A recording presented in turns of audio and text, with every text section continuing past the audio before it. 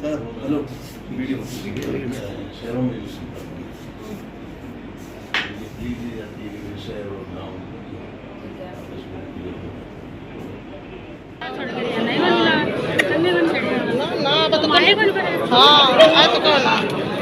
माड़ा फिरवा तो ही बत्तियां करना वो तो अंदर इसलिए वाली बात तो हो गई थी, ये तो वेलकम के लिए है, भाई खड़े हैं। हम लोग तो सीधी रोड पे 200 गाड़ियां ले गए थे आपके सामने मांगो।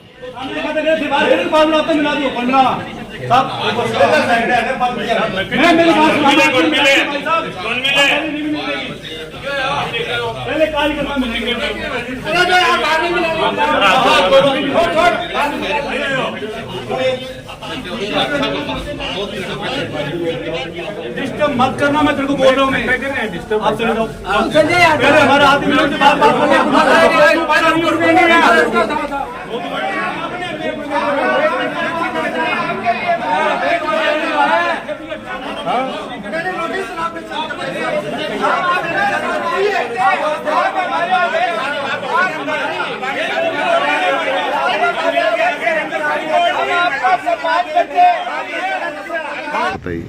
आज चूरू में एआईसीसी ऑब्जर्वर रंजिता रंजन जी यहाँ आई है। उन्होंने कार्यकर्ताओं का, कांग्रेस नेताओं का और जो भी टिकटों के दावेदारी कर रहे हैं उन सब का मन टटोला है। और हम सभी कांग्रेस जन चूरू वासी एकजुट है। चूरू का स्थानीय हो, किसी जाति धर्म से हमें कोई एतराज़ नहीं है। हम सभी ने उसको जिताने की गारंटी ली है। भाजपा को उखाड़ फेंकने की यहाँ पे हमने रंजिता रंजन जी को गारंटी दी है। और ये बहुत ही अच्छा शुभ संकेत मिल रहा है। इतनी संख्या में चूरू में आवेदन हुए हैं और सभी जो भी आवेदन करता है चूरू वासी है, वो बहुत ही मेहनती है, कांग्रेस के लिए काम किया है और कांग्रेस इस मंच पर एकजुट है कि स्थानीय प्रत्याशी हो। विरोध भी जताया गया है जिलाध्यक्ष का और रोला जी का, कोई रूट चेंज होने की कोई बात को लेकर? नहीं, ऐसी हमारी जानकारी में कोई नहीं। खरोला जी ने बहुत अच्छा काम किया, हमारी बात सुनिए, आज भी सुनिए, पहले भी सुनी थी। मैंने अभी मैडम रंजिता से मुलाकात की है और पूरी विधानसभा के बारे में, पूरी संगठन wise, panchayat wise, block wise, मंडल वाइज चर्चा की है। और चर्चा के दौरान मैंने जो विधानसभा के अंदर दौरा किया है उस दौरे के बारे में बताया गया है। और मैंने ये भी बताया है कि मैंने सेवा के माध्यम से राजनीति में प्रवेश किया है और पार्टी जब भी निर्णय लेवे मेरे नाम के बारे में, मेरे काम के बारे में निर्णय लेते समय ध्यान रखें। और हमारे जो ऑब्जर्वर और भी आए हैं उन्होंने भी मेरे को ये आश्वासन दिया है कि जब भी निर्णय की स्थिति होगी हम आपके नाम पे विचार करेंगे। दावेदारी जताई है, किस तरह से मजबूत मानते हैं अपनी दावेदारी को? मैं देहात से हूँ और बीजेपी देहात से ही आगे आती है। देहात का मैं लंबे समय से सबसे सीनियर कार्य करता हूँ, तो देहात में मेरी अच्छी पकड़ है। स्थानीय का मुद्दा चल रहा है, क्या कहेंगे? स्थानीय को अगर देंगे तो ये भी जीतेगी और स्थानीय को देंगे तो जिला हेडक्वार्टर की सीटें आने वाली लोकसभा भी जीतेंगे। सभी मिलकर बिल्कुल, हम सब एक जगह हैं, एक ही हमारा प्लेटफार्म है और हम सब एक साथ हैं। स्थानीय का मुद्दा तो इस बार नहीं है, 2008 से 98 से चल रहा है। बहुत पुरानी मांग है स्थानीय कार्यकर्ताओं की, चूरू की जनता की, चूरू के गांव ग्रामीण किसान मजदूर की, कि हमारे बीच में कोई स्थानीय कोई कार्यकर्ता आए, टिकट लेकर के हम उसको जिताएं।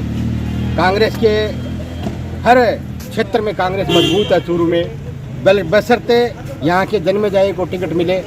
और जन्मेजाए को टिकट मिलेगी तो कांग्रेस का किसान मजदूर, युवा, नौजवान, विद्यार्थी सब नाच कूद करके उस प्रत्याशी के पक्ष में मतदान करेंगे और जोर शोर से चुनाव जिताएंगे। कांग्रेस पार्टी का कार्यकर्ता। मैं जब सेकेंड ईयर में पढ़ता था, आज से 35 वर्ष पहले, जब NSY का मुझे ब्लॉक अध्यक्ष बनाया गया, उसके बाद राष्ट्रीय नेतृत्व ने मेरी प्रतिभा को देख करके मुझे जिला अध्यक्ष घोषित किया। उसके बाद मुझे प्रदेश में PYC का जनरल सेक्रेटरी मुकुल जी वासनिक ने बनाया। उसके बाद AICC के राष्ट्रीय अध्यक्ष महोदया ने मुझे बेस्ट डिस्ट्रिक्ट प्रेसिडेंट अवार्ड भी दिया।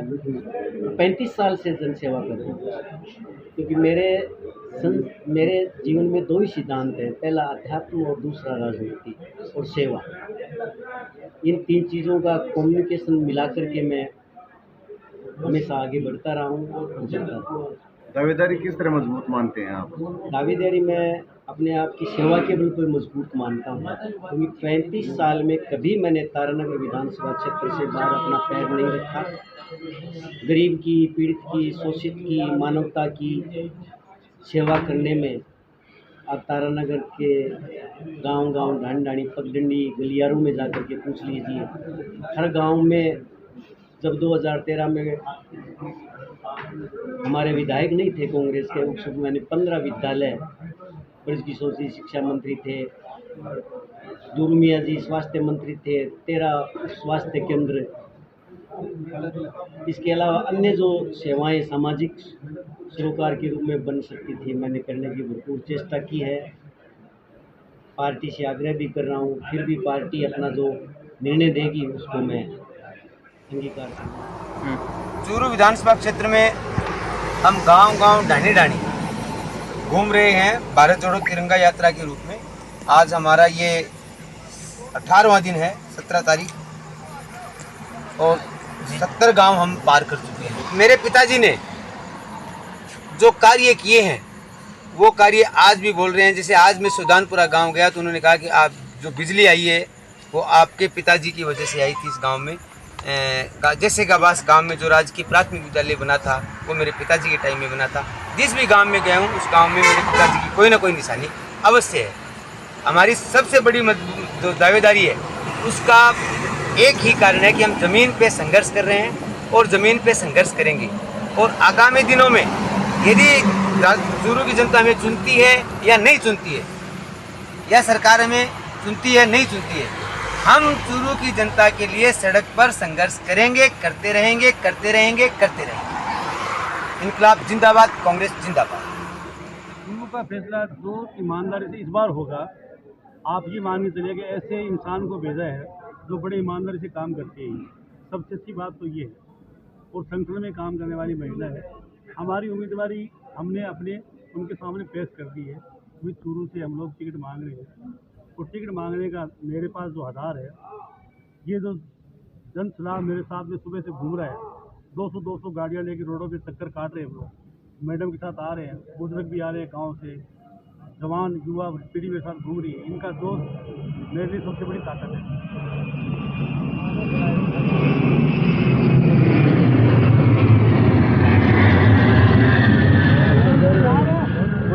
दावेदारी जताई गई है, चूरू से स्थानीय का मुद्दा चल रहा है, क्या कहेंगे? स्थानीय का मुद्दा चल रहा है, दावेदारी जताई है, वो बात में पूछना चाहते हो? हाँ, जिले के अंदर, जिले का जो बाहर का है तो बाहर की बात हम कर सकते हैं। जिले के अंदर कहीं जिले का होगा वो स्थानीय ही है। जिला के कौन सा वास्ता है? चूरू जिला। तो चूरू जिले के अंदर जितनी विधानसभा आएगी वो बाहर का माना नहीं जाता है।